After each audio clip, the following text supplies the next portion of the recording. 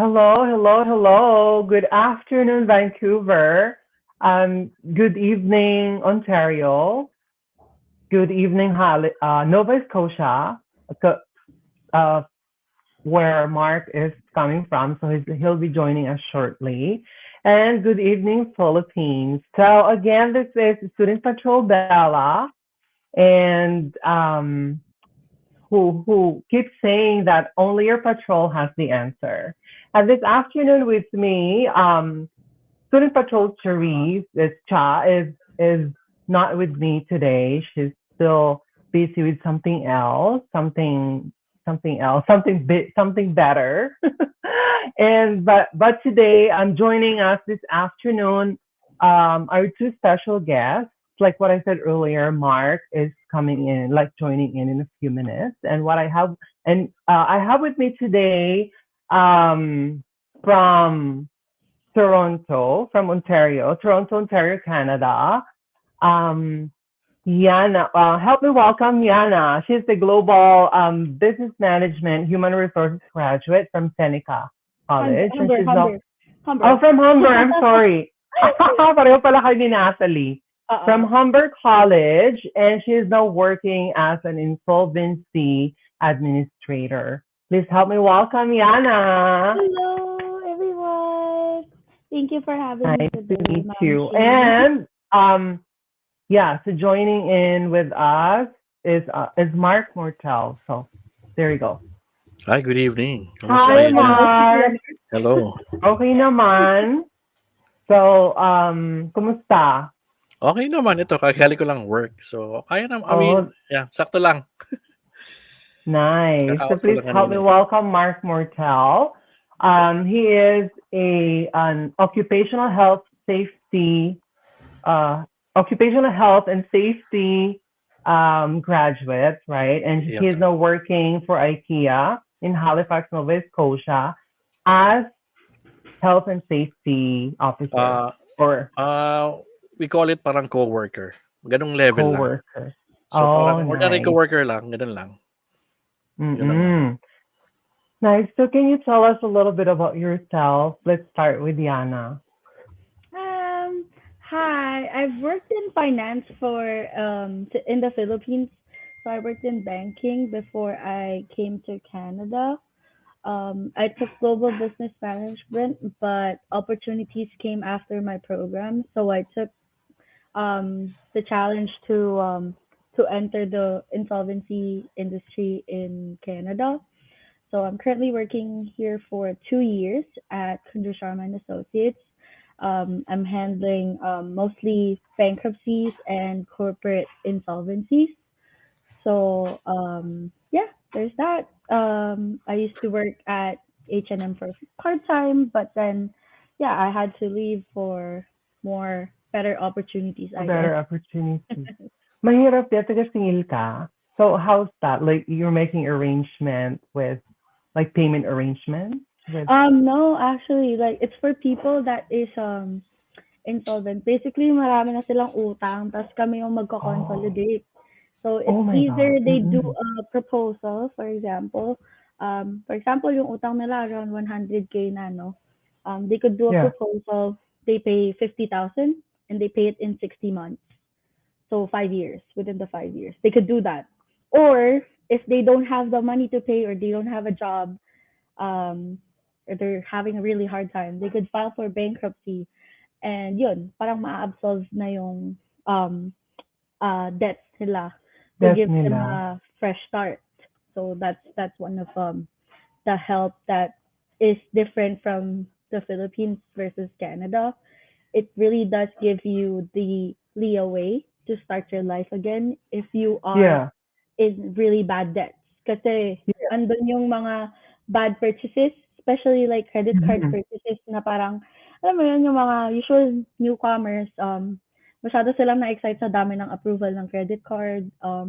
They don't know that they had to pay in full, uh, most of the time every month. Instead, nagbabayad lang sila ng minimum payments until like Mm-hmm. nadadagdagan na yung mga credits nila. So, it's really a good, I would say, program from the government to have that for residents here.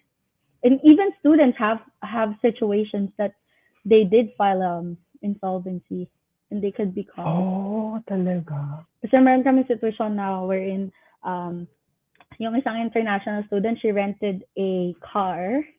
I think Mhm. familiar ka din sa ganitong sitwasyon, Mommy Stella. Kasi na-aksidente niya yung kotse, na total wreck niya. So, Uh-huh. $30,000 yung claim nung, Yeah. for example, enterprise or something like that. Tapos nag-file na lang siya ng bankruptcy so she doesn't have to pay the $30,000. But she's a bankrupt. So she can't apply for any credit cards. There's a credit plan and so on for 7 years. Ganon.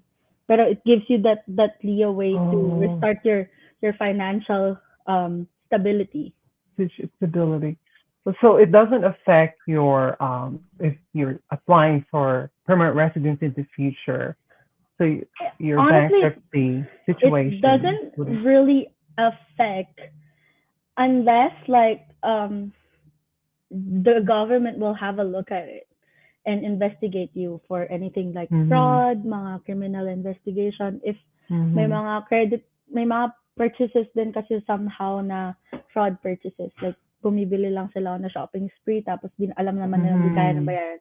So like, it Mhm. would be the government's choice to look into it if they want to Mhm. know more about the details of your debts. Kasi yung iba nga, ayun nga, Yeah. parang credit card debt, parang ginagawa na nilang karir yung Mhm. pag-apply ng credit card. So somehow, may mga ganong situation. Wow, that must be a tough job to do, diba? For It you. is. It's And just very challenging. and congratulations for having been Thank invited for permanent residency through express entry. So thank you. kaka-invite mo lang last Yay. week, Last week. diba? That's Last week, nice. yung last draw. Nice. Congratulations. And Congrats, Mark, Yana. Thank you. Mm. yeah, we're so happy for you, Yana. And Mark, you're a nurse in the registered nurse in the Philippines, tama? Oo, tama. Nurse ako sa Philippines then when I decided to go to Canada, no. Ibang program yung kinuha ko. Hindi siya nursing directly related, no. Kasi yung program ko is Mm-hmm. hindi naman siya nursing program itself. But it's somewhat related in term of, career path. So, you can be an occupational health nurse in Canada just doing, basically, ang ginagawa namin is usually mga return to work, mga insurance claim, mga ganun, mostly admin jobs. So, ako naman, just to, actually maganda nga yung topic natin ngayon yung sa SOP, di ba? Kasi Mm-mm. akin, di naman siya technically related, but somewhat related. Ginamitan ko lang ng terminology because, visa officer, di naman yan expert sa lahat ng courses. So, Yeah, yeah. OHN and Occupational Health and Safety, parang same wording pero ibang types of job yung sa amin. So Mm-mm. yun Mm-mm. ang naging career path ko, then eventually finished the program in 2020 during pandemic. Pero during that time I was still nurse ka ako. I was still working in a nursing home just to survive during that time, di ba? Kasi ang hirap, ang dami na laid off, work from home, ang daming changes, di Yeah, ba? yeah, And yeah. eventually, nung nag-start mag-ease na yung restriction with pandemic, doon naman ako nag-apply for IKEA, which is at this time, andun pa rin ako ngayon. So it's related to related to my program in health and safety.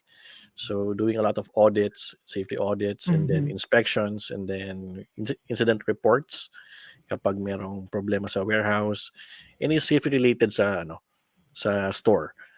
So, Medyo kuya, may hmm, tanong lang ako. Di sige. ba ito yung mga nagpo-fall under HR? Yung occupational health and safety, di ba? Yung mga Oo, ganun. may gano'n, oo. Usually ang OHS kasi is usually mostly for trades yan eh. So ang ginagawa nila usually mga Mm-mm. engineers, no, which is yung I parang yun ang see. ginagawa nila. Pero sa amin kasi sa store kung saan ako nagtatrabaho ngayon, Yeah. parang grupo kami. So we overlook all the safety in the office and then the warehouse saka sa floors. Since So IKEA kasi parang may mga safety hazard, yung mga ganun, yung mga kasi delivery. siyempre warehouse yan eh. Yeah, So I everything see. na kung nag-restock sila during the middle of the midnight, mga ganyan. At the same time, kasi yung department namin is unique, no? Safety and security department. So part pa rin ng trabaho ko is security, but in a way Mm-hmm. na hindi naman kami yung humahabol sa mga shoplifter. mga, mga ano, yung mga, ano to, Yung mga naglo-look out sa mga customers, Gano'n, hindi no? gano'n. Pero part of our job is, camera. So, usually, mga stores may mga CCTV Oh. yan. So, mga nag-review rin kami ng mga ganyan. Yun lang ang Oh, pwede that's kong gawin. Originally good. ba, bago ka, nung nag-apply ka ng program, originally, yun na talaga yung gusto mo maging career? Like yung hindi na nurse, hindi na maging nurse sa Canada? Or, Ako, I mean, how do you explain that one? Strategic ko kasi ginawa. Inisip namin kung ano yung program, no? Rather than oo. mag-focus sa nursing na isang career lang, di ba? Isang career pathway lang. Oo, I oo. took another Oh. program para magkaroon ka ng Option. second option, di ba? Pagdating sa Oo, trabaho. oo. Oo. So, I mean, yung pagiging nurse is something na, ang tagal mo nang ginagawa eh. Why might try ka Mm-mm. ng ibang program na it will lead to a second job. At least meron kang second option towards PR. Doon nag-open up yung opportunities eh, pag marami kang skills na alam. So, yun Yes, ang ginawa yes, namin yun ang ginawa namin parang decision kung anong program kukunin ko. yes. Yun Do you ang have plans of, shifting back to nursing? Right now, may recent na update yung Program. Nova Scotia Yeah, College of yeah. Nurses na mas pinapadali na nila yung registration ng nurses, yung IEN, which is they call it Internationally Educated Nurses Nurses. from the Yeah. Philippines and other 7 countries na mas madali na. So I'm considering doing that one and then probably work for 2 to 3 years working in hospital and then mag OHN nga. Mm-mm. So para hindi na bedside, mostly office work na lang. True. OHN. Kasi para Ano hindi na, yun? wala na mga graveyard shift.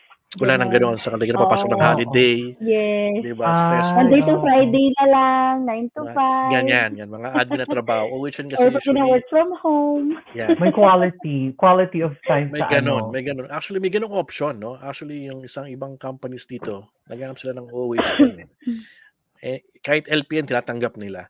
Siguro hindi siya popular with nurses kasi alam mo naman gusto Mhm. nila is usually bedside. Pero may opportunities outside 'no, ng being in a hospital or being in a healthcare setting. So may mga admin positions na available. So yun ang ine-explore ko ngayon. That's very interesting. That can Yep. help a lot of students too, especially yung mga interested nurses back home, kung ano yung mga pwede nilang i-take na options for programs, Mhm. diba? Mm, That's mm. really a good like different path, pero So, related pa din sa medical field or yan. something like that from what they Exactly. have. Mhm. Correct. Kasi hindi naman lahat ng programs is like for nurses, for example, bridging programs for nurses, nag-a-accept ng, for example, yung mga hindi licensed. So Mhm. usually kasi dapat may license ka para ano ka dun sa bridging program. So at Oo. least may option ka kung hindi Mm. ka pa licensed. You I can think still each apply for other. I think each provinces naman meron mga options for mga nurses na gustong Yeah. bumalik, no? So I Yeah. think the provinces are helping those who wants to be, kumaga magbalik loob sa nursing. Ginagawa nila yung mga resources for them.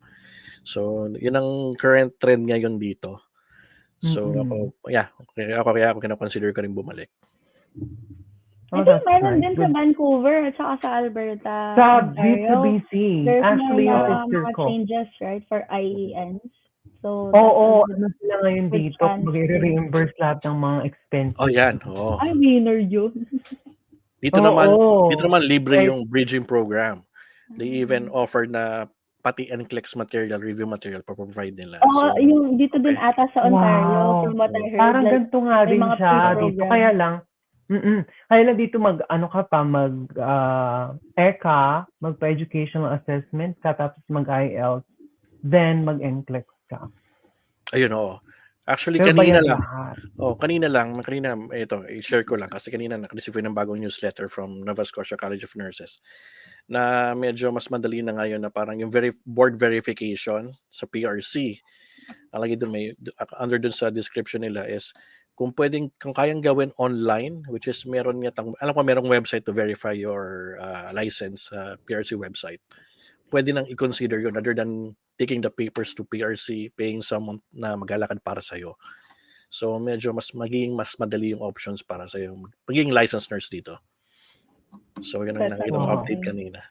Shout out sa Share ko lang. mga nurses sa Pilipinas. Tsaka Oo. Malakas na panghatak yan papunta dito yung sa mga Canada. OFW nurses, di ba? Yep, anywhere, no? Anywhere naman in Canada. At madaming hiring Mm-mm. positions for medical field.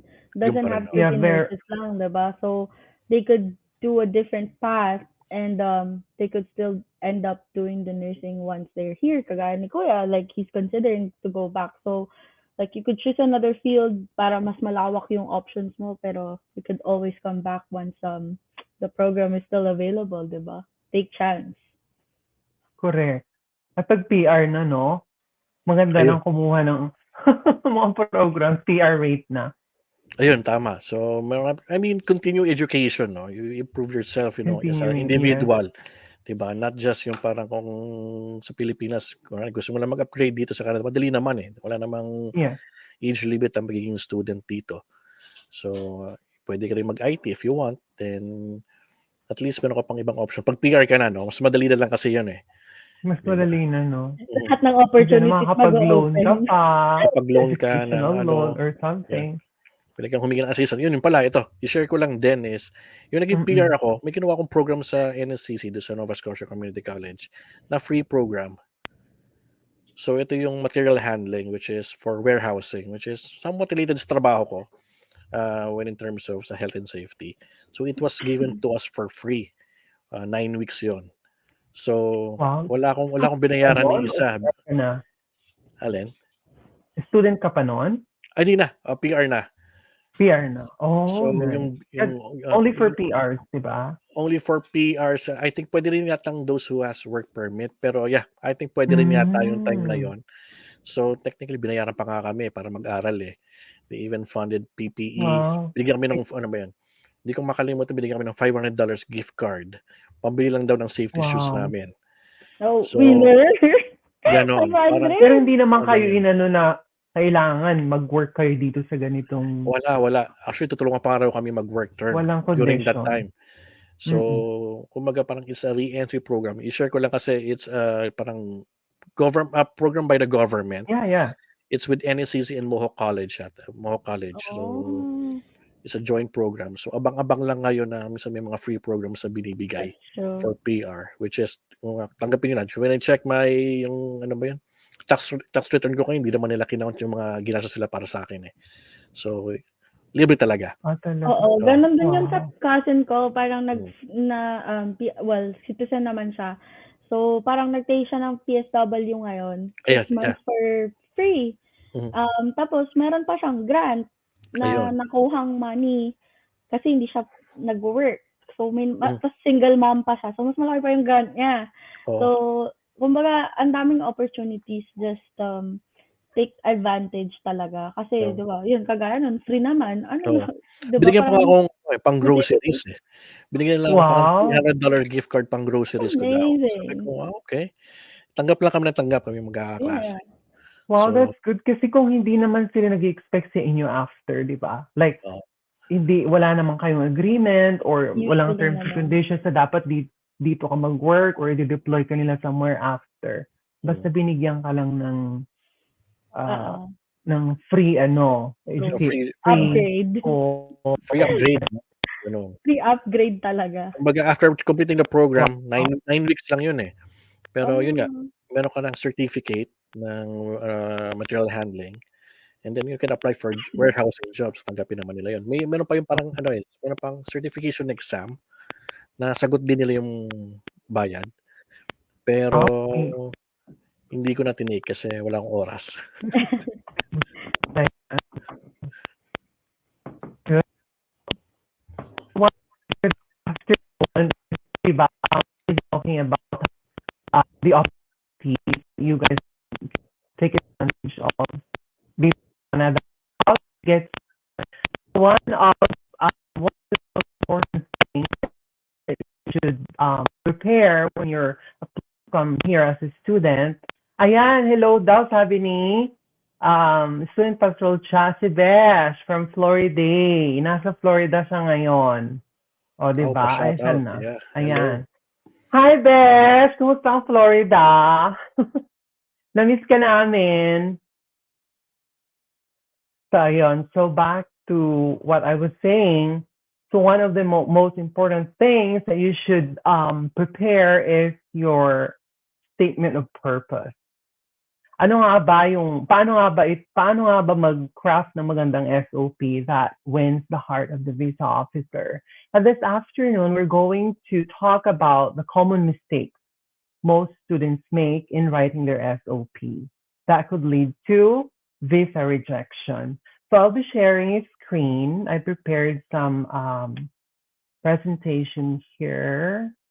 I'll be sharing a screen. No.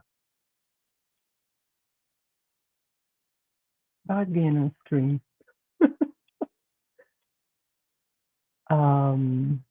Wait lang.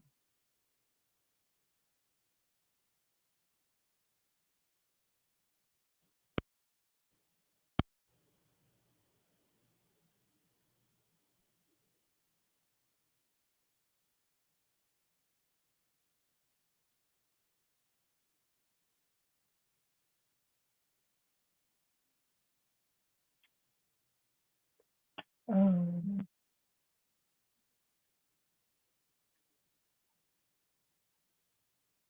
sorry, ibahin ko.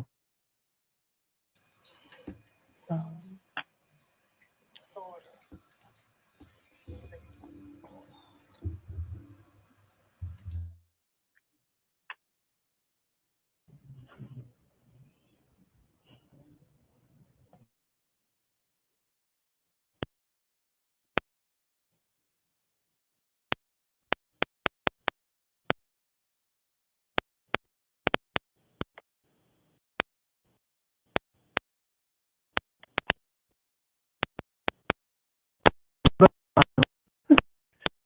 yung,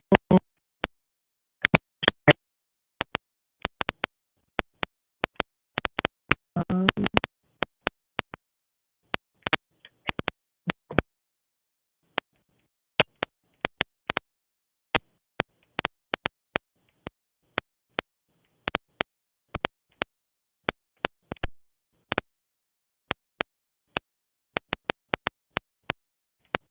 kaya sabi Besh, just write so like all hi, hello to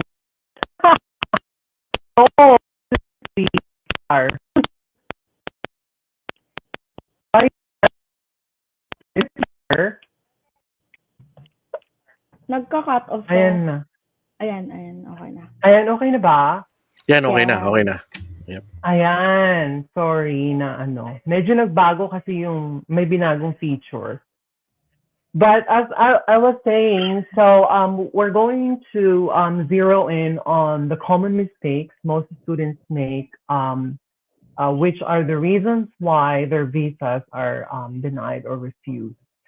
So the first one on our list, there could be like, thousands of mistakes, right? But we will only be zeroing in on like about 8 mistakes. And the first one is having an excessive length or excessive length and wordiness.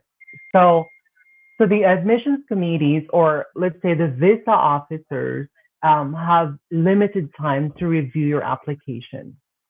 So, what happens if you have a very excessive or excessively, if you have already SOP.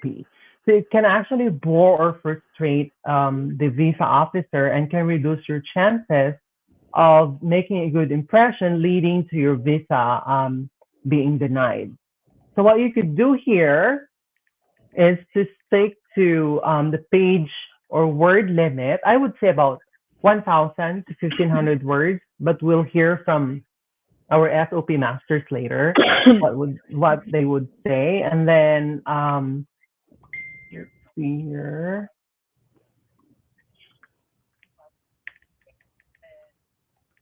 And also use clear, concise language and avoid unnecessary word jargons and focus on the most relevant experiences that showcase your suitability to the program that you choose. So what is your take on this, Yana? For me, yung excessive length kasi, most of the time, you're you're giving too much information that's unnecessary, and you're adding more confusion sometimes on your on the SOP.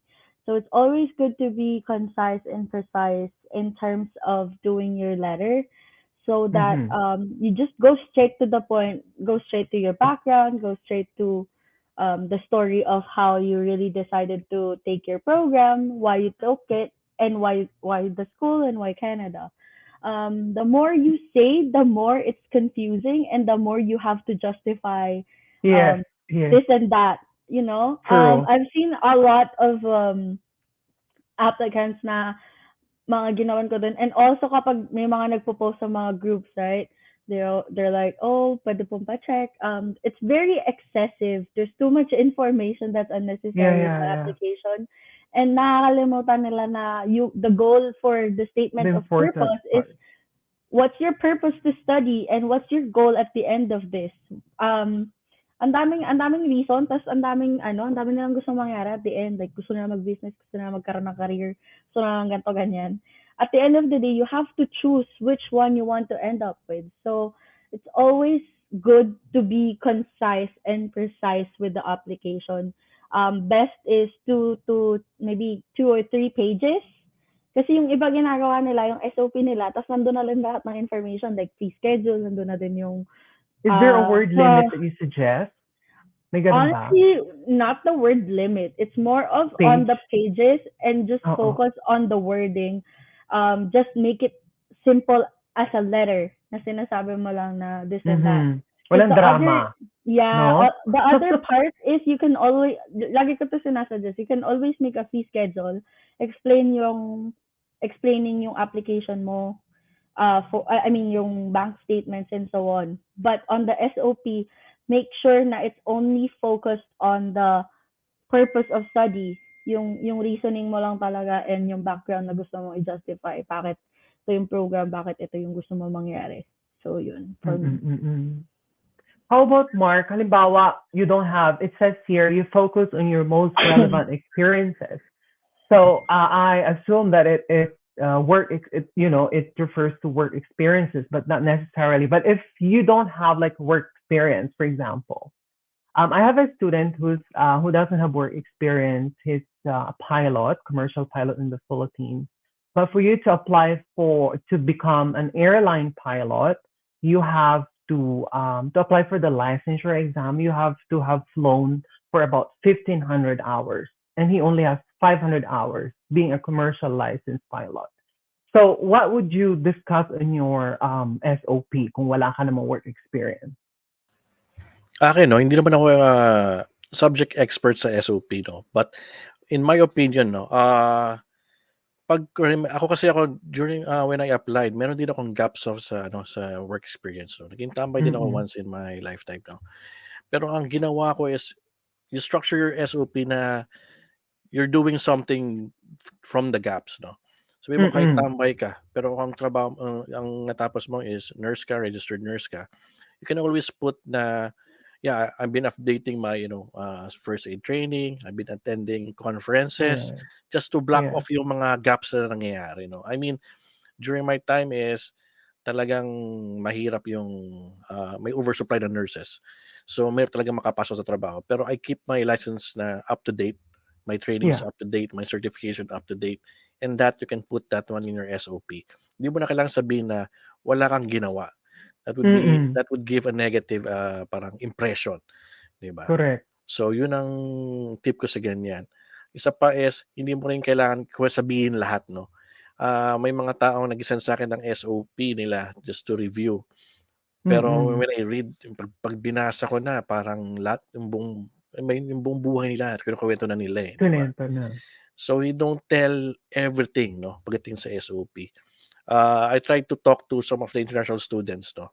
Kung paano yung structure ng SOP nila. Just to compare lang kung anong meron kumbaga parang kung sa mga Pinoy, gito palang structure sa ibang bansa, iba rin pala, no? So, may mga napagtanungan ako na, iba sa kanila, one-pager nga lang eh, na ina-explain lang nila kung ano yung purpose nila going to Canada to study and everything. Mm-mm. Pero kasi tayo may konting, Ang structure ng sa May atin is konting may emotion. may Parang, konting kuwento 'no, hindi nawawala 'yun, eh, oo. 'di ba? Konting twitch talaga. Oo, Talagang may drama, kumbaga may drama effect na part ng SOP.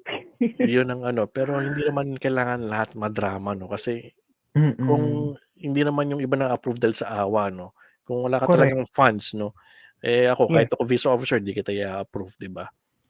'Di ba? Totoo, So, it totoo. will make yung parang false na parang belief na parang, ah, si ano walang funds siya, eh. Eh, ako ito pala, you never compare 'no, kung ano yung Mm, approval ng iba mm. sa application mo kasi sabihin nila, "Eh, si ganyan na-approve because wala naman silang funds na talagang ano, ano." So, Mm, nagkakaroon ng mm. false, information na dapat gano'n din sa'yo, may exemption ka. Parang umaasa ka na rin sa gano'n, eh. I So, agree. 'yun ang mai-share ko lang diyan. Kahit gaano ka similar yung application or the Oo, situation, may mag-iisang mag-differ talaga diyan. So, lagi din mangyayari yan na parang, "Oh, bakit ganito? Eh, nakita ko ganitong post, ta's ganito, ganyan." Parang, oo, Oo, ang dami. kasi Oo, siyempre 'di ba, iba-iba din naman yung visa iba-iba officer. So, talaga. iba-iba din yung Oo, take ng kahit sinong magre-review nung file mo. correct, So, it always correct. differs from one person to another. So, let's not Mm, compare but focus on the application itself lang. mm. oo, And sang-ayon. another thing, yes, Mark. Hindi sige okey na. And another thing I'd like to add, kung halimbawa sabi yung mga activities na ginagawa mo, you can explain kung wala kang work experience, yung mga activities mo during those times na wala kang ginagawa. You can also include volunteer experiences. Yeah, Kung mm, nag-volunteer ka, kung meron kang organizations na sinamahan, at saka yung mga ginawa mo doon, how you played a valuable part dun sa organization. Pwede mo siyang ikwento, actually, Pero basically. Basta, pero for me, Ma'am Shi, yan yung something na dapat wala sa SOP. Yung part ng unemployed or other activities, maganda siyang mm-mm. ilagay sa activities for the past 10 years, and you could do that separately on a separate piece of Oh, paper. do you Hindi ko suggest naman po that? Okay, explain kung okay. bakit ka walang work nun or may Yeah, gap yeah, ng yeah. entry din sa SOP, but you can always show that on the activities for the past 10 years na hindi ka naman talaga Mm-mm. walang ginagawa. Mm-mm. You're just Mm-mm. reviewing for IELTS, for Of course, example, yeah, yeah. or But you or wouldn't doing something. literally say na because I wasn't doing anything for this time, Yeah. mag-aano ka, no? You're not gonna say that. Pero ilalagay mo lang yung mga ginawa mo na ano Mhm. na, oo. And then, nasan ba tayo? Ba't nawala? Ano ba 'to nangyari? Okay. Thank you. How about Mark, what is your take on dual intent? Because some applicants would express dual intent dun sa SOP nila. What do you say about it? ako hindi talaga ako fan ng dual intent, eh, ever since. Kasi parang nawawala yung purpose mo na mag-aral 'no, which is yung first intention mo is Mm-mm. mag-aral, eh. So, if you will sabihin mong ano ka ah, mag-a-apply ka ng peer after, I mean hindi ko ano, wala lang akong statistics kung ilan yung mga nag-a-apply ng peer after nila mag-aral. Pero yung ano, eh, hindi talaga ako fan ng dual intent. Parang ako, you do it step by step. So if your intention for now is to study, then make your SOP talagang focus on your careers and Mm-mm. yung careers Mm-mm. after. Mm-mm. Ang dual intent is for, ewan ko, hindi para sa akin yan. So Yun when ang you ano, say dual intent, it is expressing on your SOP na mag-a-apply ka ng permanent residency yep, in the ano. So just um for our for the viewers. viewers kung ano yung ano. How about you, Yana? What do For you, me din, what's hindi your take? siya it's not my cup of tea. Oo. It's not something that I would always suggest to so far wala pa naman ako naging client na nagpapagawa Nag-work. ng dual intent. But I always see Oo. it from the group from time to time. Like hindi bihirang mangyari na merong magpo-post talaga for dual intent, no? Mostly Mm-mm. because meron silang relatives, masyadong strong yung ties nila talaga sa Canada. Most especially yung mga We're nagpe-play in safe demand, na ayaw highly in ng demand yung hindi, profession? Not yung mga really. relatives kasi sila dito. So malakas yung Oo. stronger yung ties nila dito kaya Mm-mm. mas gusto nila mag dual intent. Pero tama si Kuya Mhm. Mark dun sa sinasabi niya na Not if your encouraged. yung study yung gusto mong gawin, study lang. Oo. Wag na yung Oo, oo. kasi iba din naman kagaya nga Paiba-iba. nung sinasabi natin, 'di ba? Parang wag nating i-add yung PGWP dun sa SOP na after my program, I will do apply for PGWP, ganon.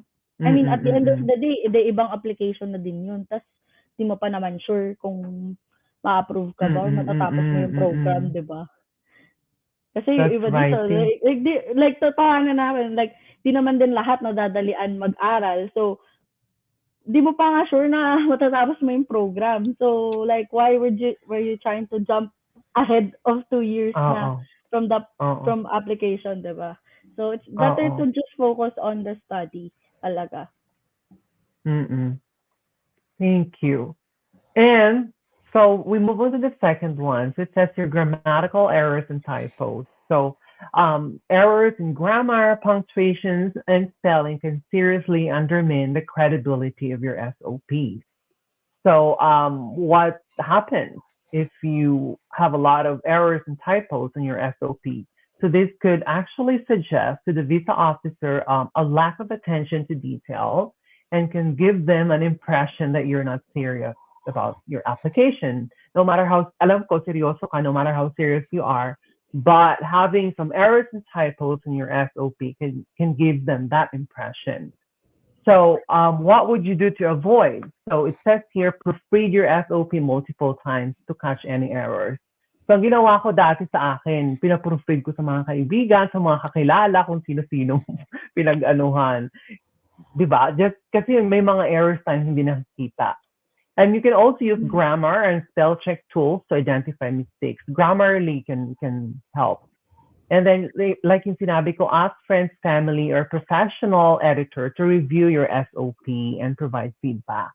Ayan. So, kailangan ng professional expertise kung talagang hindi ka confident, di ba? Have somebody expert on that to do it for you. So, yes, Yana, what can you say about this? Well, for me, I always suggest first kung ayaw nila magbayad, di ba?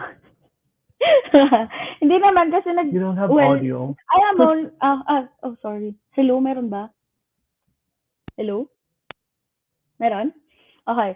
So, like, usually naman, hindi naman ako nagpapabayad just because kailangan ko ng pera. It's just paying for my time. Because I will sit and do the SOP talaga, di ba?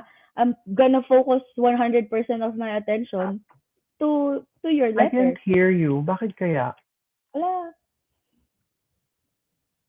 Baka na-mute. Hindi, okay naman siya na may sound Oo naman. nga eh, naririnig ko naman. Wala akong marinig. Naku. Wait lang. Ano pa? Hello? Ayan, meron na ba? Hindi, nawala siya. Hindi, nakamute ka, Bella. Oo, nakamute naman siya. No, unmute mo yan. Hello, no sound. No sound. Walang sound.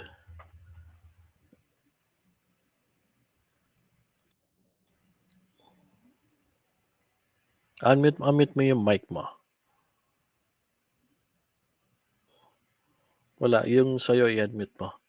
Andali. Ayan. Yan, okay na. Akala ko tuloy yung headset ko. Ayan, okay na. Ayan,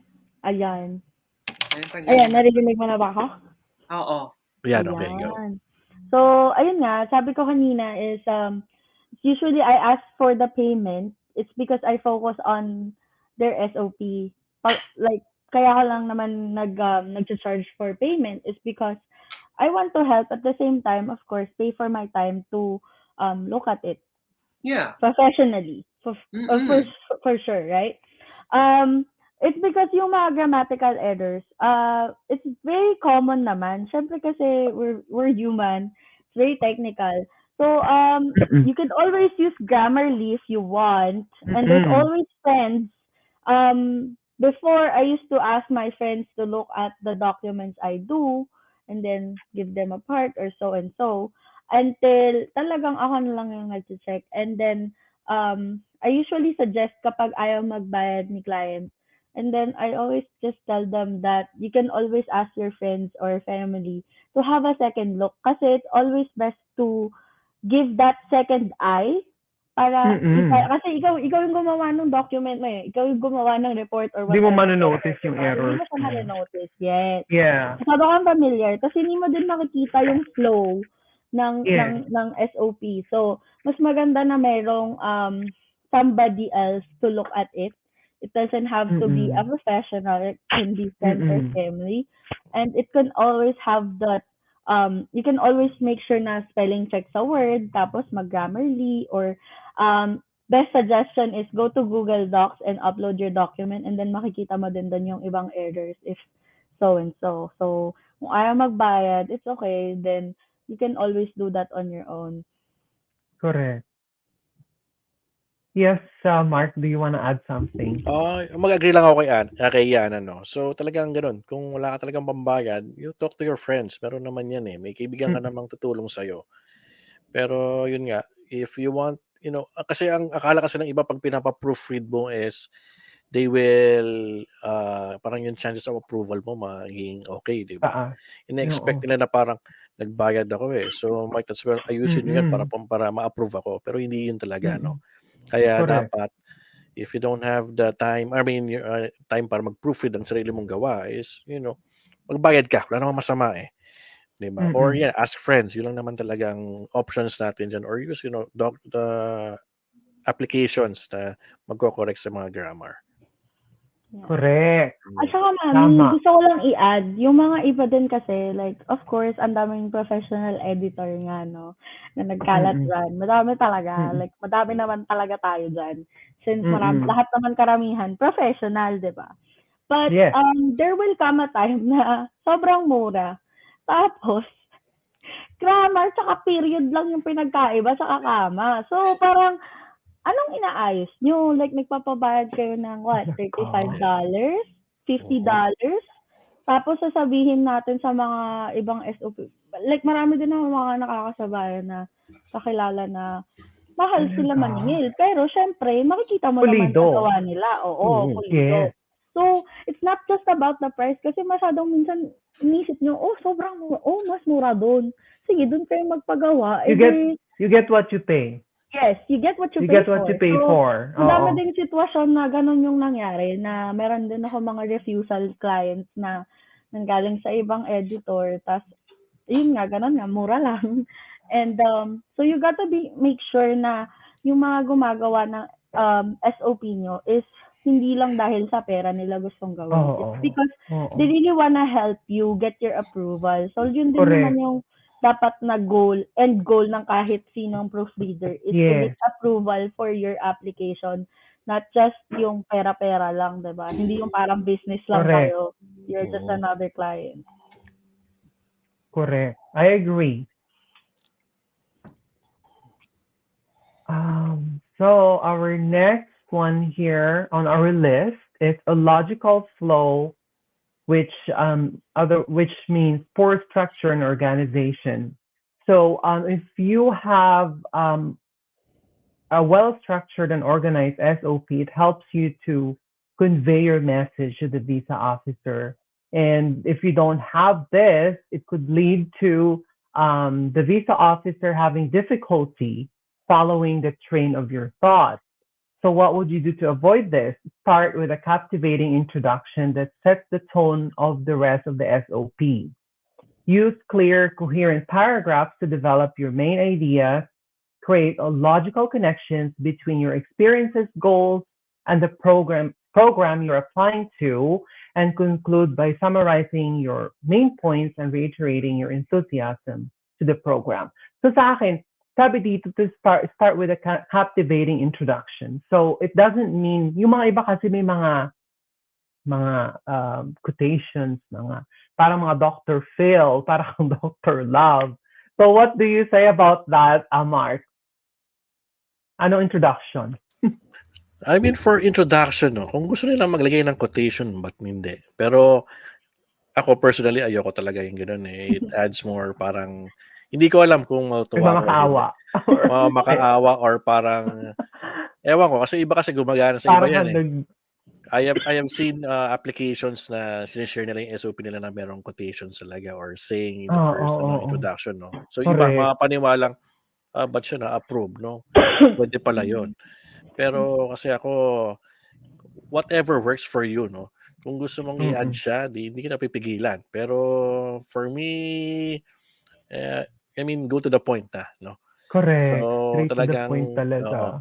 Kasi minsan baka yun pa yung maging reason kung Hindi mo halimbawa na-explain, hindi mo oo, na-elaborate ng maayos. Baka yun. oo, yung pala hindi pala yung visa officer is not a fan ng taong kinutan mo or something na ganyan or sa Correct. saying na yun, Correct. mga belief niya, 'di Hindi ba? lahat, oo. Oo, Hindi 'di ba? lahat talagang hindi lahat mag-aano dun sa mga, kumbaga, attractive ang may ang may mga Saka quotation. gusto ko lang mag-comment dun sa structure, no. May mga format kasi tayo usually may fina-follow, no, kung paano mo yung go ng flow, 'di ba? Pero minsan sa mga nababasa ko minsan nalalaman mo na yung mga words na susunod after. Dahil ang dami nang gumagaya ng gano'n, yung parang laging for example is yung after studies, uwi ng Pilipinas, gano'n. Then I have traveled to different countries like this, enumerate, no? Which is parang Oo. nakikita ko sa mga most SOP, yun ang nagiging pattern nila. Pwede namang hindi ilagay yon or pwede mo namang baguhin. Pero minsan, one time nagbasa ako ng SOP ng isang kapatulong lang sa akin. Parang sinabi niya na nung una and then bandang huli sabihin niya na naman. Parang ano mo yun? Parang bumabalik lang yung story. Oo. So hindi na-explain Oo. maigi kung ano yung purpose niya na parang yun ang So dapat yung flow mo is talagang dire-diretso. Yun lang. Yun At lang hindi ang na uulit-ulit. hindi na uulit kasi parang babalik na naman yung statement ko, binalik na naman doon sa pagiging yung high school ako na gano'n. So parang paulit-ulit lang. True. True, dapat talaga straight to the point at saka hindi yung paulit-ulit. Kasi may mga nabasa din ako na sinabi niya na dito sa first paragraph, sa introduction din sa sa body, inulit na naman din. Sayang yung yung space. Yes, Yana, what's your take? For me, tama si Kuya Martin. Like, you have to make sure na walang naulit-ulit na information kasi masyadong redundant. Sayang yung space talaga. Just go get straight to the point. Pero most SOP, may structure talaga. Like, makikita din naman natin yan sa mga bagong gumagawa. Kasi syempre, kagayahin na lang nila yung mga post na mga dating nag-post, yung mga sample SOP na mayroon. For, sa mga ibang SOP din na mga proofreader, meron din sila kanya-kanya na lang structure. So, makikita mo din yung sino yung gumawa ng ganito sa ganyan, ma-differentiate mo din. So, may kanya-kanya din kaming structure. Well, for me, I have one that I have my own flow and kung ano lang yung gusto kong ipalabas, tapos papagawan ko sila ng iba pang papel. So, gaya nga ng sabi ko, I'm mostly focused lang sa kung ano yung meron. And then, gagawin ko yun. Kahit na yung sinulat nila is iba dun sa flow ko, pag susunod-sunodin ko siya sa flow na gusto ko. And then, kung gusto mo pa lang dagdagan, then we can do that. Pero yung mga quotational quotes, I don't know. Meron din naman ako mga naging client na they really wanna keep it. So, kung gusto nyo, edi keep. Ano mga gagawa ko? Application nyo yun, di ba? It's always your choice what words you want to add and what words you want to remove from your application. It's just because sometimes medyo lihis yung quotes. So, make sure na related yung quotes na ilalagay nyo. Hindi yung random quotes lang. Baka yan pa yung maging ground, sabi ko nga kanina. Oo, di ba? So, just make sure na it's logically connected to, for example, your program or your goals in life. Or you could always say, this person said this and that, and then jump ka dun sa kwento mo, ganun. So, it could be just one. I would say, kung maglalagay ka ng quotational quote, isa lang wag mong gawing Facebook status yung SOP kasi okay na parang isa. my day. Pag more Naging my day lahat parang ng medyo OA na. Oo. Okay lang naman for me maglagay, pero there should be There a should be a connection. cohesion. Oo. It should be coherent, and then it should be just a It has to little make bit. sense. Oo, hindi siya yung dapat isang paragraph din, gano'n. Pwede isang sentence Oo. lang. Yeah, gano'n Mm-mm. lang. Yun lang naman. Very true. So, ang next natin is multiple plans after study. So, it could come across to the visa officer as you are as being uncertain of your plans. Ano nga ba? So, iba-iba yung plano mo after you graduate. So that could confuse them and give them the impression that that you are not genuine in your intention to study. So you have to stick to one plan, elaborate on how you can carry out the plan, and provide examples or further details on how you can make those plans happen. Diba? Is that right, Hannah? Yana? Yes. Usually happens with people that is above 30, yung may mga family or Mm-mm. well-established career, or they really want to do a lot of things. So most of Mm-mm. the time they wanted to do like a business, or tapos pagbalik career, tapos business, tapos ganito ganyan, may family business pa, iba pa yung venture ng business nila. So sometimes you have to focus on what you really want and what's feasible. Kasi okay nga mag-business, tapos lagyan natin ng business plan, mas mukhang feasible yun. Pero paano kung wala namang money? Like enough lang yung proof of funds Mm-mm. nyo, tapos sponsored pa kayo. So sometimes Mm-mm. it has to be logical in terms of your multiple plan. So Mm-mm. minsan, mas magandang ilagay, meron akong job na ito yung mga nakita kong current job posting instead of, business. And kung meron naman talaga Mm-mm. kayong existing business, doon tayo magsimula sa business plan. Wag na yung Mm-mm. magtatrabaho pa. Kasi ang Mm-mm. daming sitwasyon na um, ang dami nilang gustong mangyari at the end of that SOP. Lagay natin 'to, lagay natin 'yan. Pero you always have to choose just one para ka lang namimili ng program.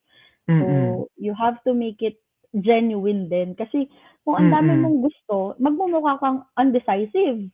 So, it would look as a refusal point na your purpose of visit is not in line with your application kasi ang dami mong gusto mangyari tas mag-aaral ka lang naman sa abroad.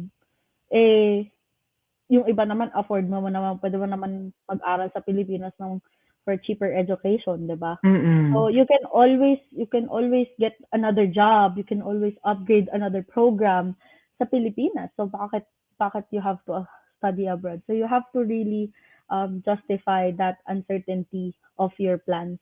So stick to one plan lang talaga. Mm.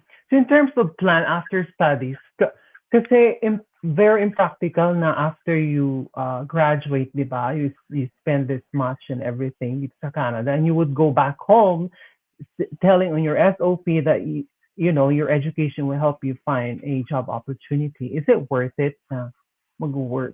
Uuwi ka ng Pinas and mag-work ka ng, di ba, katulad yung sinabi mo, pwede ka namang kumuha ng program na ganito that would help you, that would attract more career opportunities. Pero why would you spend thousands and thousands tapos uuwi ka din sasabihin mo para may better career opportunity? Is that even practical, Mark?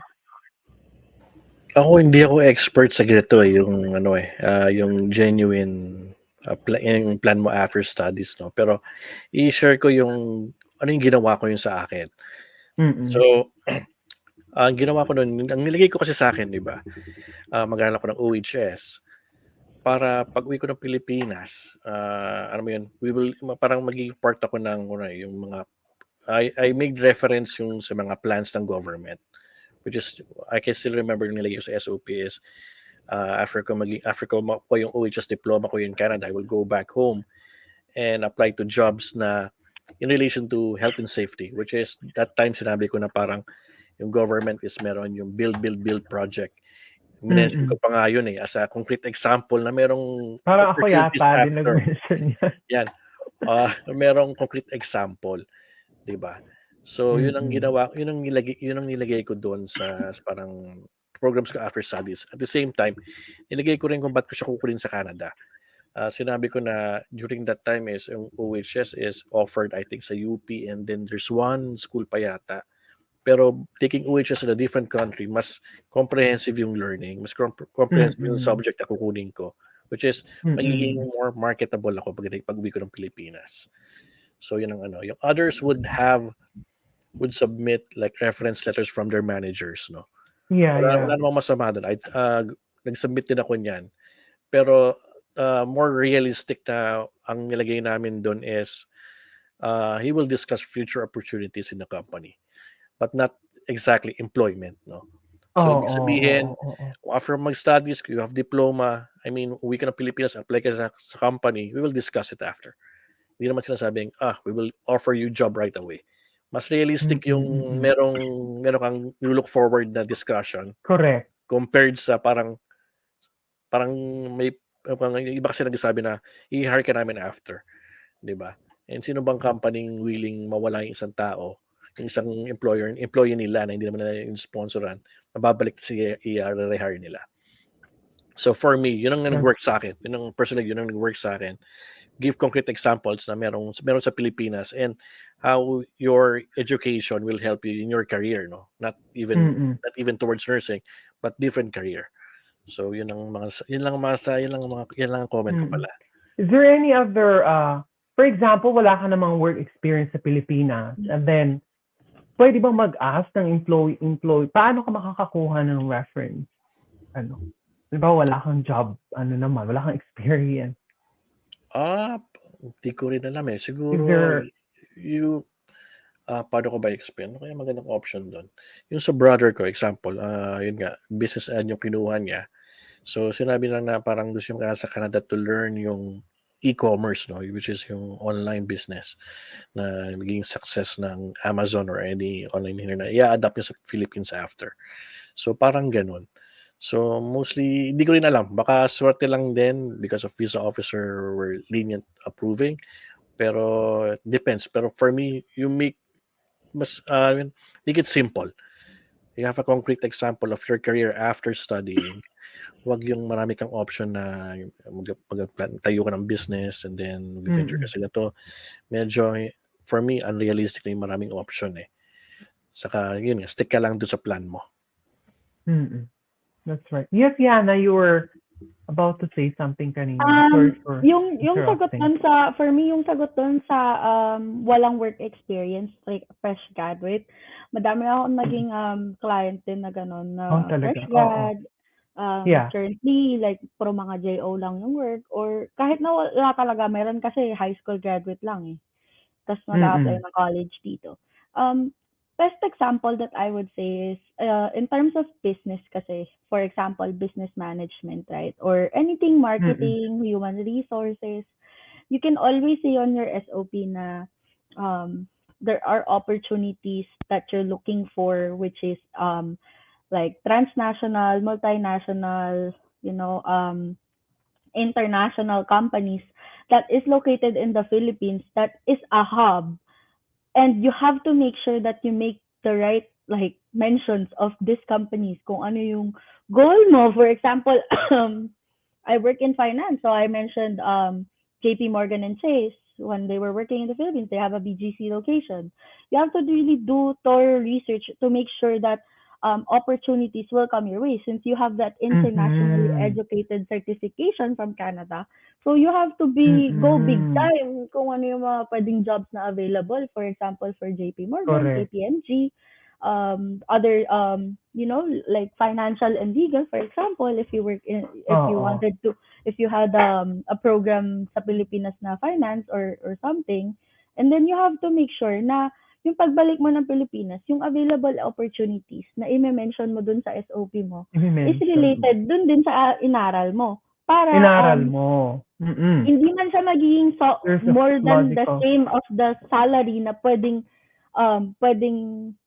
i-earn mo sa Canada, but it's big in Oo. terms of income pagdating sa Philippines. So you have to make sure that you make that research of companies na ilalagay mo at i-mention mo, especially the position. Kasi when you go Mm-mm. on your You have to Humber, show for proof. example, ha? Do you have to show proof na ito yung position na to kung sa reference? I-reference mo ba siya Well, sa... honestly, you could just mention it and you could put it as like different options. Kasi kung lalagyan mo ng link, hindi naman din nakikita minsan kasi di ba pwede mo naman i-print Mm, yung mm, application kung paper-based. mm. Unless online yung application mo, then you can try to put a link. Pero I really don't suggest putting a Mm, link on applications kasi Um, mm. pero what you can do is yung breakdown lang ng different options ta salary Yeah, yeah, ranges na possible dun sa yeah. job na yon currently available Oo, while you were applying. Kasi andun yung oo. chances na wala kang ng work experience pero showing that you are able to research those type of companies makes you really interested that you wanna study and progress your career more. Correct, correct. So, 'di ba, parang ang daming chance to do that. Kasi ako, I only worked for like what 2 years or less actually. So I Mm, only have little experience. Pero what I did was put that like what I really wanted to do and what program I'm taking and connect it together. Tapos i-mention ko yung mga companies like multi-companies, multinational companies, mm. international companies that is available in the Philippines and in Canada wherein my certification will get recognized.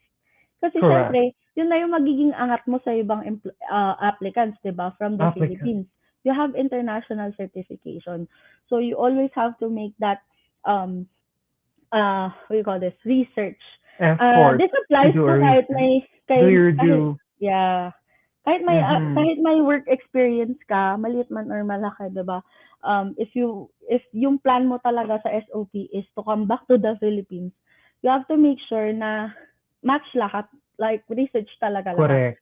And the best thing to do is look at your LOA, search yung program doon sa website ng school. And then makikita mo doon, may mga parts doon, possible job opportunities. And then you can Mm-hmm. always look at that. And then yun yung tingnan mo, tas i-match mo, tas indeed mo. And then I always do that for all of my clients na titingnan ko match yung possible job opportunity tapos opportunities na ilalagay niya.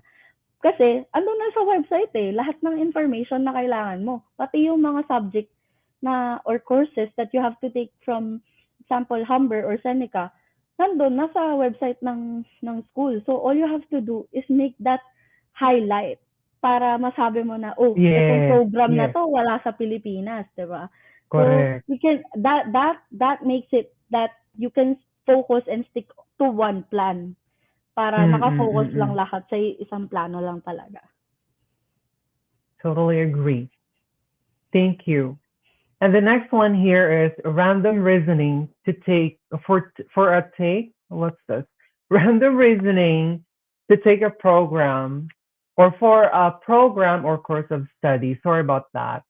So yan ang example ng ano ng typos. So it says here it could actually lead to difficulty in convincing the visa officer to believe that your intentions are sincere. Kung random lang ang reasoning mo, so hindi ka original. Kumbaga, ano lang, wala ka talagang specific na ano na plan bakit ka mag-take ng program na yan. And and it could lead to refusal of your application. So what you could do is to make your reasons logical. Educate. It could be your reason would be an educational upgrade, career progression, or career change, and relate those reasons to your long-term plans after graduation. So how about Mark, career change? Paano mo yan i-explain? For example, is that's something I think difficult, diba? Kung magbabago ka ng career, mag-aaral ka ng Canada and then iba yung so the program that you're taking is different from your professional profile or experience. How would you defend? Naku, may mirap na tanong yan ah. Dali, isipin ko. Pass muna ako. Yan. Isipin ko nga muna.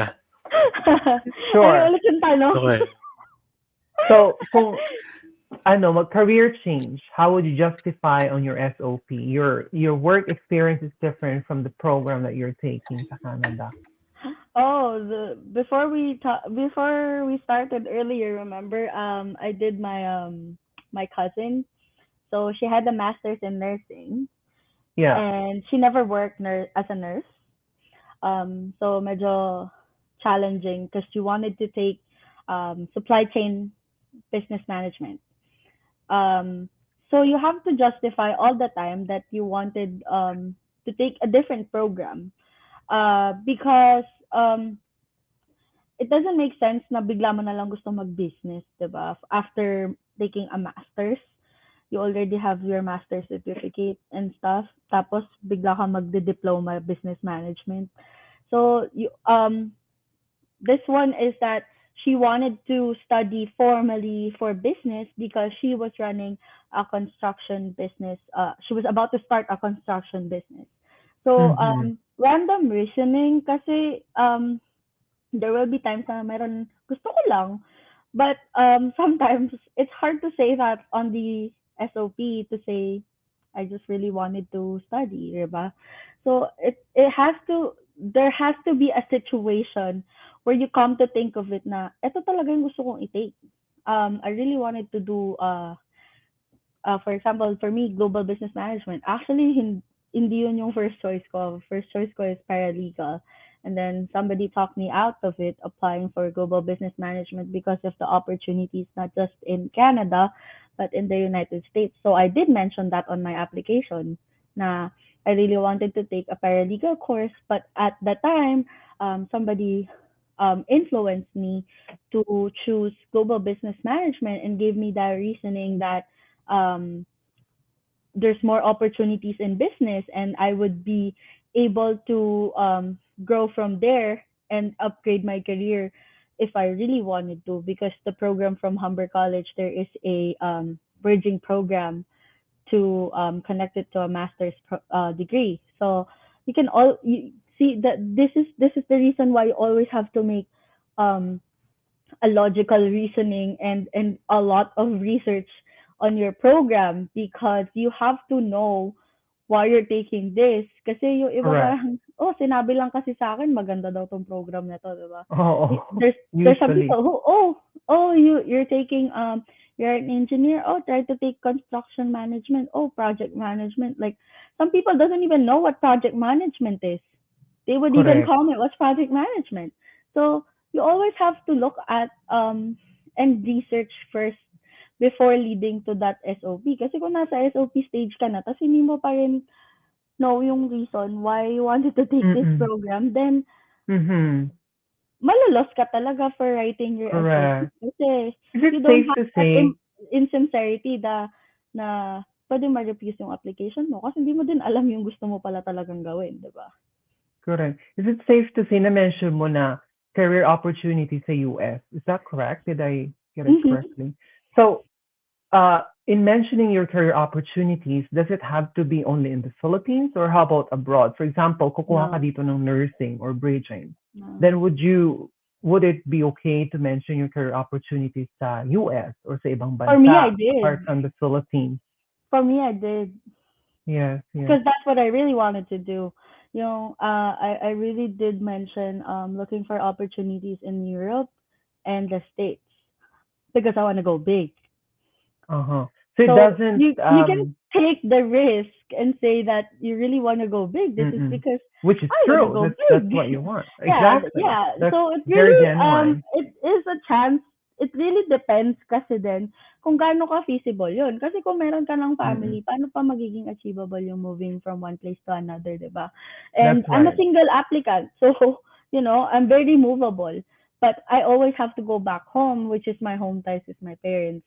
And we have like property so and so, ganun ganon, relatives. Yeah. And at the time, buhay pa yung lola ko. So I really have that Oh, pwedeng balikan, flexibility. Ah, oo. flexibility. Yeah, we're more flexible kasi so there's a lot of opportunities. And Mm-mm. I mean, nasa Pilipinas kasi yung ties ko noon. Pero I think it would be different if kunyari nasa abroad yung applicant tapos sasabihin niya, oh, babalik ako sa Dubai or babalik Yeah. ako sa Singapore or so and so. So it differs from one person to another because for me, I didn't go I wasn't an OFW, so I didn't work outside the country. So I really wanted to go Mm-hmm. explore more different places Yes, for from one sure. another, diba?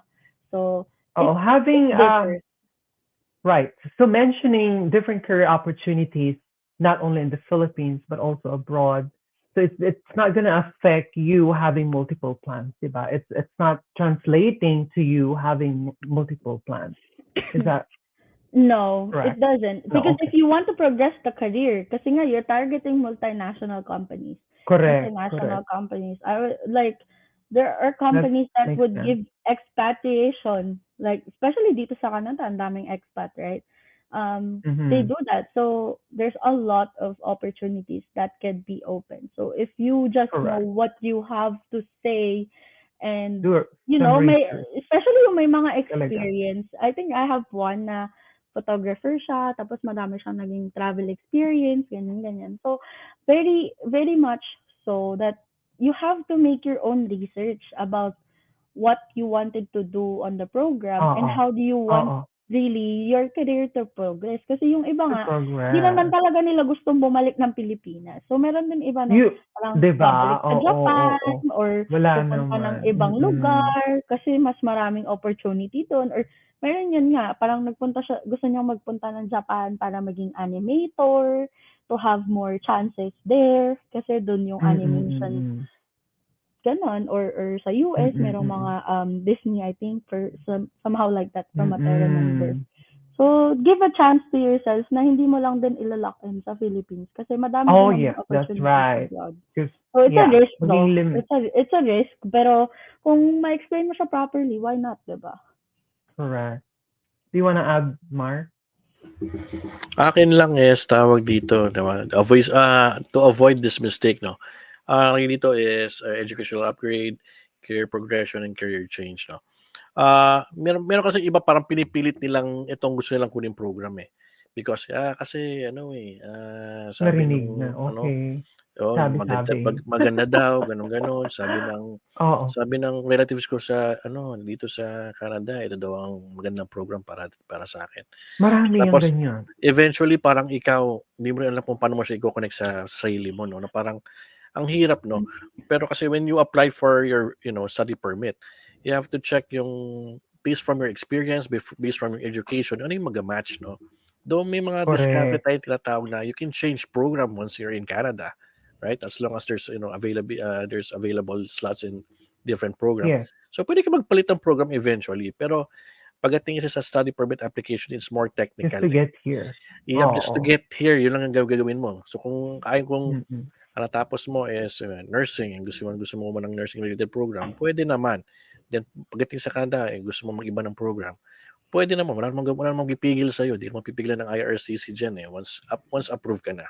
So for me, kung ano yung gusto mo, or kung nahihirapan ka kumuha ng ibang program, para i-explain yun kung ba't mo siya gustong kunin, you take a program na madali mong may explain. Then eventually, if you can Mm. have the time or the opportunity to shift to a different program sa same school, para wala ka na masyadong paperwork na gagawin, gano'n lang discarding gawin mo. Diba? At least would be easier for you to get approved to explain everything without risking Mm. na change career or That's uh, right. change career, yun nga. That's right. Totally agree. So meron tayong isang viewer. Say hi. Let us know where you're tuning in from. Tapos pag may tanong kayo, you can ask after our session. So the next on our list is not personalizing your SOP. So you are generalizing things. So submitting a generic one size fits all na sinasabi document shows no motivation or goals and lack of experiences. So what could happen? It could lead to the officer's impression of you having untrue intentions and your visa being denied. So what would you do? So you have to tailor your SOP to the specific program and school you're applying to. Highlight unique aspects sa yung mga examples ng professional experiences mo on academic, and relate them to your program and showcase your passion and enthusiasm in the for the field of study. One size fits all document, generic. So how do you explain this, Yana? Alam mo, marami kasi yung mga nagka-copy-paste lang ng mga SOP ng iba. Copy paste. Yeah. Actually, makikita mo yun sa, DIY for sure. Mm-mm. especially yung mga talagang hindi sila very familiar on writing, they usually just copy more like the wording, the body, the Mm-mm. structure of the whole SOP from someone Plagiarism. else. Yeah, basically nagpa-plagiarize sila. Pero kasi syempre, diba, they're trying to make it personal. Todo. However, the more that what are the You're trying chances na hard, sa'yo visa no? officer tapos naalala Yes. niya yung ginawa ng isa, di ba? Oo, Very unlikely. oo. Very unlikely. Pero But it could it's happen. possible. Di ba? Never, parang hindi mo siya Murphy's pwedeng Law. alisin sa mga chances. Um, Oo. I would say like, ayun nga, gaya ng sabi ko kanina, go to the website of your program, from your from your school. Mm-mm. Look That at really helps. all the courses, look at all the job opportunities, Job all the description. details The job that is description available. daw. Oo. Tapos yung Oo. mga course description, i-search nyo, makikita mo naman everything's available on the website from the Oo. school. So you can always make all those wordings and details on your SOP to be Specific to specific your... on your Oo. program. Yeah, and then Mm-mm. Google ka na lang ng mga details, yung mga unique aspects ng mga academics mo or so and so kung meron ka marirelate, or try mong i-match yung, for example, yung mostly naman kasi ng mga applicants graduate na ng college, diba? So may bachelor's. So pwede Yes, mong i-match yes. yung one I'm course to sure. another. So that makes it more paano ba masasabi? Parang mas attractive, mas convincing yung mga courses kasi meron ka na nito, pero ito parang upgrade, parang next level tong course na to na nandito sa program mo. Especially yung mga kukuha ng mga advanced college advanced Advanced graduate college. diploma. Oo. Kasi di ba may Advanced mga college ganon? diploma na. Oo. So may mga postgraduate programs, so mga postgraduate certificates. So you have to make sure na merong merong upgrade dun sa one course or another. Pwede mo siyang That's i-match. right. Very tailored yon Correct. for your SOP. So then Correct. that could showcase your passion kasi talagang fino-focus mo. Ito talaga, Correct. ito yung gusto mong Correct. program. Kasi tama yung sinabi ni Kuya Mark. Yung Mhm. iba parang, ito sabi nila maganda daw tong program na to. Like, usually mga PSW, ECE, yan yung mga patok ngayon. Ano pa Hospitality. ba? Mga ganon. Yung mga business management kasi madali lang i-explain. Sa totoo Oo. lang, pinakamadali Oo. explain, di ba? Business management. Pero Pinakamadali. kagaya nga nung ginawa ni Kuya, occupational health and safety, right? So, like, it's very, like unfamiliar, or like project management, for example. It's not very prominent in the Philippines, but there are programs are available in the Philippines for project management. For example, I'm not sure with occupational health and safety, pero 'di ba? If you make just that research talaga, matitailor mo yung application mo kasi magiging sa'yo kasi you claim it as your own. Correct. Ito yung story mo. So, and yun din yung lagi ko sinasabi sa lahat ng applicants. Mas gusto ko na ikaw yung magre-rate ng SOP, may draft kayo, tapos aayusin ko lang yan yung grammar. Exactly. Dapat. Oo. Tapos kung ayaw nyo nung nilagay ko, pwede nating ibahin. Change the wording, change this, or change natin yung medyo, twitch natin yung konting story, and so and so. Kasi, it's gonna be your application. It's not mine. It's yours. Oo. So, yun yung dapat lagi kayong may say sa mga nangyayari sa papel nyo. Dapat. Yun talaga. Kasi hindi Kasi naman merong natin alam iba. yung stories nila. Talaga. Merong iba mga mami. sa'yo. Nakakaloka. Merong iba. Di ko na po nakita kasi yung SOP ko. Tapos nung hinahanapan ko nung dati nilang SOP sa mga reviews na, ay wala po ako nun kasi po yung agency po yung gumawa. Okay. Parang, anyari? Ba't ganon? Hindi na pinabasa sa kanila, hindi na nakita. Oo, napakalaking tulong ng mga groups, ditong mga informational videos na ginagawa natin for those, hindi lang sa mga nagdi-DIY, but also for those na may with agency, tapos medyo, disregard yung mga clients nila. So, it's Walang always part. best Hindi. to do your research. Kasi nung time naman natin, mga 2018, wala masyadong ganito. Wala. Wala. Wala pa. I remember Canada Visa website. Oh my Yeah. God, 700 pages. I Pages. was Yep. going through one page over another till the 700 page. Mhm. So, doon ko din nakilala yung roommate ko. Doon kami nagkakilala hanggang ngayon, friends pa din kami. Kumbaga, you have to make that research talaga. Eh ngayon, available na Mm-mm. lahat ng information. All you gotta do is do a search. Diba? Mhm. Correct. Before you ask somebody else's help, do your research first, It is diba? true. Mhm. Mm-mm. So I think this is the last one. Overusing quotes and cliches. So this can come across as unoriginal and uninspired. So yun yung na-discuss na yata natin. Mhm. And it could also lead to an impression of you having impure intentions and your visa being denied. So what you could do to avoid this mistake, so I have three tips here. First, focus on expressing your thoughts, ideas, and experiences in your own words. Walang copy paste. Say talaga it should come from your heart. It should come from you. Highlight unique aspects of your academic.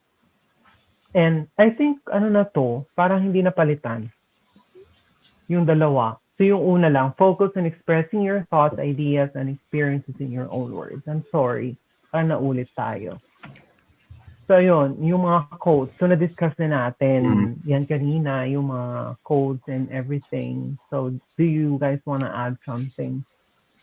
Ang ano ko lang dyan is, remember na, I usually comment this one sa mga sa groups na sinasalihan natin, na yung SOP mo is, there will always be a human factor on that one. So there will be always a visa officer na magbabasa ng SOP mo, and nasa kanya yung decision kung Mm-hmm. i-approve niya or refuse niya. So for that one, I mean, dumarating tayo dun sa parang kala natin is parang panali tayo ng quote is gumaganda siya, di ba? Pero may human factor sa pagdating sa decision na ganyan. So I think for me, make a simple one na direct to the point, like, para sa ganyan. And then ano pa ba? Yun lang, medyo clear. Basta yung the usual is, simple, concise, clear yung plans mo and everything. I think wala namang masama kung sabi mo lahat ng yung plans mo talaga, di ba? So yung iba naman is talagang nag-iisip ng ibang ibang program na gusto nilang kunin, then eventually mag-resolve sila ng ibang dahilan. Pero for me, dapat yan clear lang talaga yung SOP pagdating sa ganyan. Thank you. Yep. Thanks. Yana, anything you want to Yeah. add? Mag-agree ako doon. Sorry.